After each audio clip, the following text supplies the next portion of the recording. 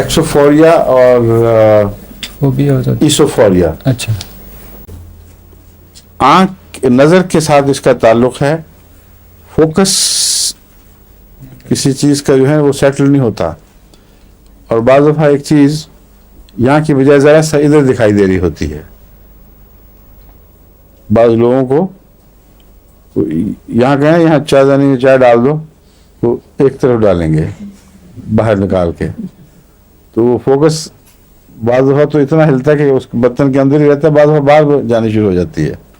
ہمارا بھی ایک بابا ہوتا تھا, بابا سندھی, اس کا اتنا بگڑا ہوا تھا فوکس. رمضان میں جب روزے میں پہلا روزہ رکھا تو چائے میں دیر ہو گئی, تو ہم لڑکے سب کٹھے گئے ہوئے تھے, تو میں گیا جلدی سے بابا سندھی کو, میں نے کہا چائے کیوں نہیں بناتے, کہتے بس بنانا ہوں. میں نے کہا نہیں دیر ہو رہی ہے, اذان ہونے والی ہے. تو اس نے اٹھائی چائے اور باہر کی طرف چائے دانی یہاں, ابلتا پانی ایک طرف ڈال رہا تھا. دیر اس لیے ہو گئی تھی کہ پہاڑوں پہ پانی دیر میں ابلتا ہے, وہ پانی وہاں ہارڈ واٹر ہوتا ہے, بعض بہت دیر لگاتا ہے. تو چائے دانی یہاں ہے تو ڈال یہاں رہا تھا.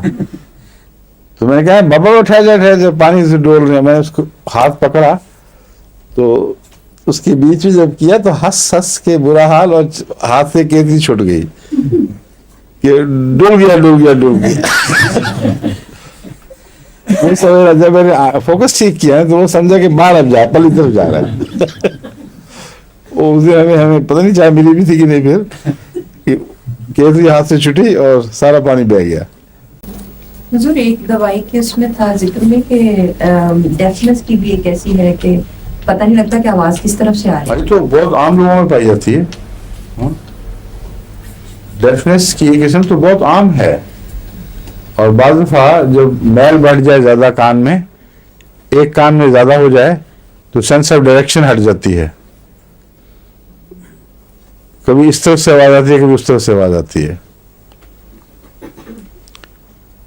اور کان کی حس کے لحاظ سے سب سے زیادہ تیز حس کون سا جانور ہے جو باریک ترین آوازوں کا فرق کرتا ہے؟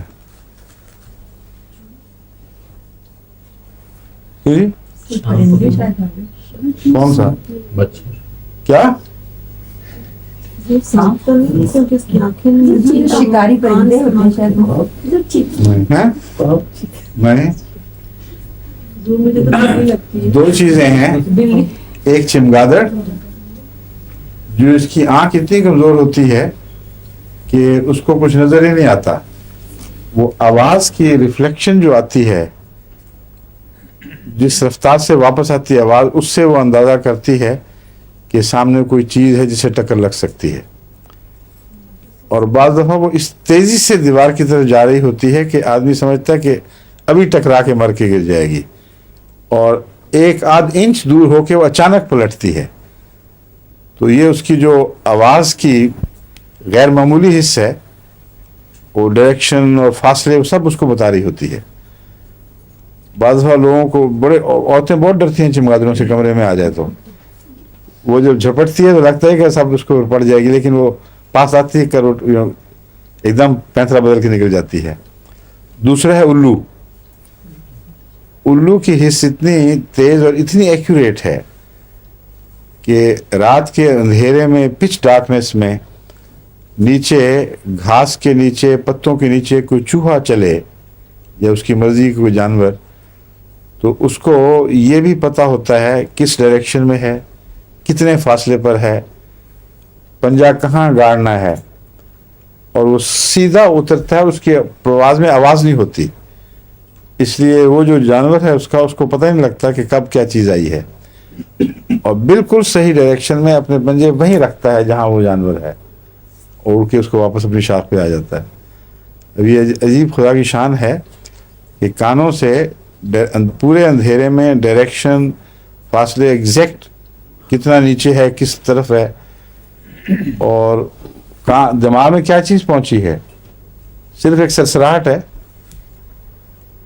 اس کی الیکٹریکل فارمز صرف وہ پہنچتی ہیں نا, اور پھر بھی اندازہ ہو جاتا ہے.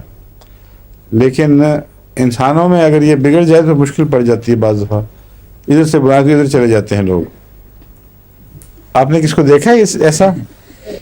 فونیا سے مجھے خیال آیا کہ شاید اچھا اچھا، میں کیا شاید فاروقی صاحب سے خیال آیا تھا.